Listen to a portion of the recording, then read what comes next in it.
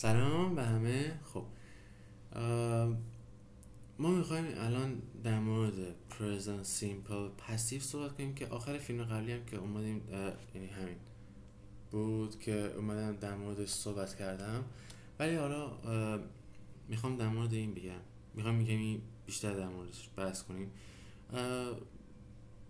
اول این جمله که نوشتم رو بگیم. Present simple passive question. We make question forms with am, is, are, were, weren't به اضافه not یا نه اضافه نمی کنیم، بستگی به خودمون داره. اگه میخوای اضافه کنی اضافه کن، اگه نمیخوای اضافه نکن. به اضافه object، به اضافه past participle، به اضافه غیره، به اضافه علامت سوال زیبا. معنی ما فرم سوالی present simple passive رو با فرمولی که بالا گفتم میسازیم. یه مثال بزنیم. all the children spoken French. Yes they are. No they aren't. خب تموم شد. حالا یه توضیح بخوام بدم اینه که ببینید ما برای هر گرامری که الان داریم میگیم دو نوع داشتیم دیگه، یکی اکتیو بود یکی هم پسیو، معلوم مجهول. حالا برای هر گرامر، هر زمان، هر با گرامر زمانی که داریم صحبت میکنیم، مثلا present simple، present perfect و غیره، حتی present continuous، past continuous و غیره، پسیو داریم، اکتیو داریم. اکتیو رو که گفتم، حالا پسیو رو میگیم. ببینیم ما تا present ها تموم کردیم، میخوام هر دو، یعنی هم پسیوش و هم اکتیوش رو گفته باشن دیگه، کامل ببندیمش. و اینکه الان این معنیش میشه این present simple passive question همون حالت سوالی، حال سادی مجهول معنی میشه. این یک. دوم این که خب چه کاربردی داره. خب ما قبلا گفتیم که ما از پسیو استفاده میکنیم وقتی که فاعل رو نمیدونیم، یا مثلا فاعل رو نمیخوایم نام ببریم، نمیخوایم در مورد صحبت بکنیم، فاعل رو توی جمله نمیاریم و از مفعول استفاده میکنیم و غیره. خب از پسیو استفاده میکنیم. حالا این بار برای زمان present simple پسیوش رو استفاده کن، یعنی present simple رو مجهولی کنیم. حالا وقتی که شما دارین در مورد present simple صحبت میکنین، اولا میگفتیم اکتیو، حالا میخوایم پسیوش رو بگیم. منظورم اینه که تا الان اکتیوش رو گفتیم، حالا پسیوش اینطوری میشه که اون جمله حال ساده ما مجهول بشه. چجوری مجهول میشه؟ سابجکت ها حذف کنیم، از آبجکت استفاده بکنیم. خب و از پس پارتیسیپل و توی ها. حالا اینجا سوالیش کردیم. ببین توی فیلم قبلی اومدیم جمله مثبت و منفیش رو توضیح دادیم، ولی الان میخوایم سوالیش رو توضیح بدیم که یه دونه مثال زدیم. مثلا all the children spoken French یا اسپانیش، هر چیزی میگیم yes they are. no they aren't. اولا اینو بگم که ما چند نوع سوال داریم. یکی از سوالای yes no question.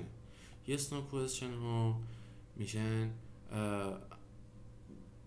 سوالاتی که آره و نه هستن و اینکه در اون سوالات are، am، is، was، were، have، has، do، doesn't، does اینا استفاده میشه. و اما اینم بگم که توی این جمله all the children spoken French با are شروع شده. خب ببین ما تو جمله وقتی میخوایم سوالی کنیم اول فعل رو میاریم، یعنی to be رو میاریم یا مثلا فعل کمکی منظورم هرچی.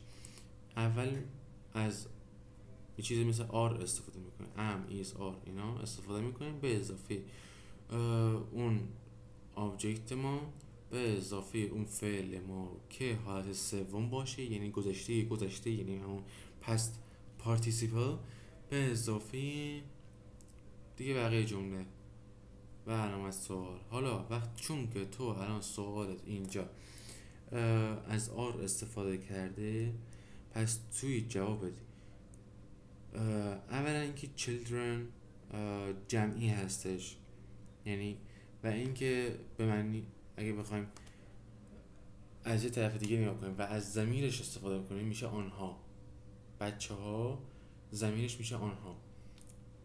خب و اینکه چون که جمعی هستش از آر استفاده میکنیم و yes و no هم که استفاده میکنیم. حالا وقتی که میخوای آر رو منفی کنی آر به اضافه not میشه. اگر میخوای شورت فرمش کنی ببین بستگی داره. ما توی زبان انگلیسی دو حالت داریم، یکی میخوای رسمی صحبت کنی، یکی میخوای غیر رسمی صحبت کنی، فرمال اینفورمال. وقتی که فرمال میخوای صحبت بکنی باید همه چی کامل توضیح بدی و از کلمات رسمی تری استفاده بکنی و غیره. یعنی چی؟ یعنی توی این سوال جوابش میتونستی برای رسمی بودنش بگی no they are not، ولی برای غیر رسمی no they aren't. خب حالا یا no they're not. ما دو صورت داریم، پس یکی رسمی یکی غیر رسمی. الان aren't رو میخوای شورت فرم یا مخففش، are not رو میخوای شورت فرم یا مخففش کنی، میشه aren't. یعنی اوش رو حذف میکنیم. ما یه معلمی داشتیم یه زمانی میمد میگفت که ان میاد او رو میخوره، هستش رو توف میکنه. هستش همون آپوستروفه یا همون ویرگول است که اون بالا میبینین و او حذف میشه، پس میشه aren't. یا they're not، they're هم همینطور، they're ایش حذف میشه آر ای میمونه بعد به اضافه not. خب این میشه از مخففش که توی جملات غیر رسمی یعنی اینفورمال استفاده میشه. خداحافظ.